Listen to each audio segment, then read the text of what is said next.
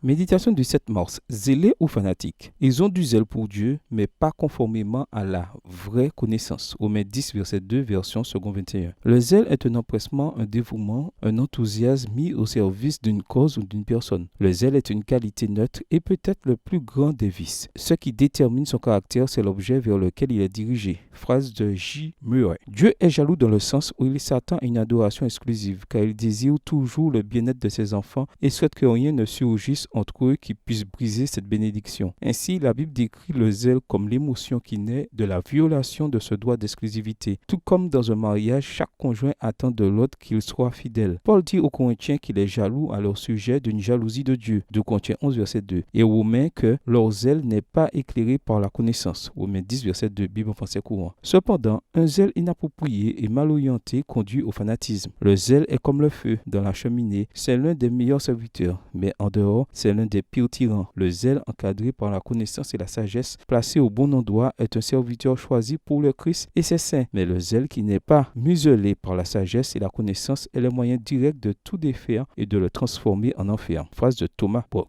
Le fanatisme est une attitude exagérée, obsessionnelle, intolérante et intransigeante. Le fanatisme est le fils du faux zèle et de la superstition, le père de l'intolérance et de la persécution. Il est donc fort différent de la piété, quoique quelques personnes se plaisent à les confondre. Phrase de John Fletcher. Le fanatique se considère comme éclairé, comme étant une référence et une autorité. Ses impressions et ses opinions sont absolues. Il a tout à enseigner et n'a rien à apprendre. Il estime qu'il doit corriger tout le monde, mais ne pas être corrigé par quiconque. Nous n'avons pas besoin de fanatiques. Ce qu'il nous faut, c'est un zèle chrétien, un zèle qui se manifeste par des œuvres. Chacun doit travailler à sa propre conversion, afin que, possédant Jésus dans son cœur, il confesse son nom autour de lui. Si nous avons le Christ en nous, nous ne pourrons pas plus nous empêcher de le confesser que les chutes du Niagara ne pourraient s'empêcher de couler. Témoignage pour l'Église, volume 1, chapitre 43, page 267, livre écrit par Ellen G. White. Les chutes du Niagara peuvent couler à un débit d'en moyenne 110 000 mètres cubes par minute, ce qui nous permettrait de remplir 2,5 millions de bouteilles d'1 litre.